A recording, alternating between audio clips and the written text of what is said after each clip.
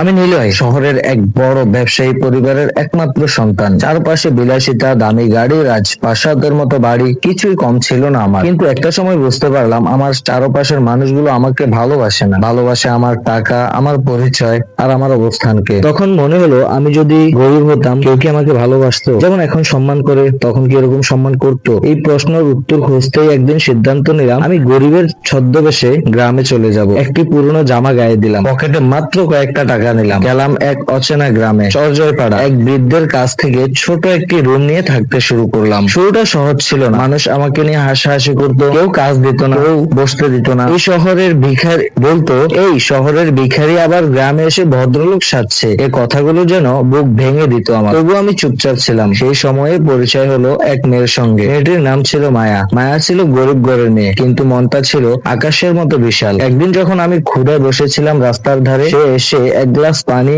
আর এক টুকরো রুটি হাতে দিয়ে বলল, সবাই যদি দূরে ঠেলে দেয় অন্তত একজন না হয় পাশেই থাকো। ওর সেই কথায় আমার চোখ ভিজে গেল। আমি বুঝলাম এই মেয়েটি একদমই অন্যরকম। ধীরে ধীরে আমরা একে অপরের খুব কাছাকাছি চলে এলাম। আমি চেয়েছিলাম এই ভালোবাসাটা যেন শুধুই নিলয় নামের মানুষের প্রতি হয়, বড়লোকের ছেলের জন্য নয়। কিন্তু একদিন হঠাৎ গ্রামে এক লোক শহর থেকে এসে আমার ছবি দেখে চিনে ফেললো। এই তো সেই নিলয়, শহরের নামকরা ব্যবসায়ী ছেলে। এক নিমিষে খবর ছড়িয়ে গেল পুরো গ্রামে। যারা আগে আমাকে তুচ্ছ করতো তারা হঠাৎ আমার সামনে ভালো সাজার চেষ্টা করলো। সবাই আমাকে সালাম দিতে শুরু করলো। লোকজনের চোখে আচমকা বদলে গেল আমার মূল্য। কিন্তু আমি তাকালাম শুধু মায়ার দিকে। ও নীরব, চোখে জল। আমি ওর সামনে গিয়ে বললাম, মায়া, আমি সত্যিই সেই নিলয়, শহরের নামকরা ব্যবসায়ী রাজীব চৌধুরীর ছেলে। কিন্তু তোমার সামনে আমি সেই পরিচয়ে আসিনি। আমি চেয়েছিলাম কেউ যেন আমাকে ভালোবাসে মানুষ হিসেবে, টাকার জন্য নয়, অবস্থানের জন্য নয়। তারপর আমি ফোন করলাম আমার বাবা মাকে। তারা গ্রামের রাস্তায় গাড়ির সারি নিয়ে চলে এলেন। লোকজন অবাক। আমি গ্রামের সবার সামনে দাঁড়িয়ে বললাম, মানুষের মূল্য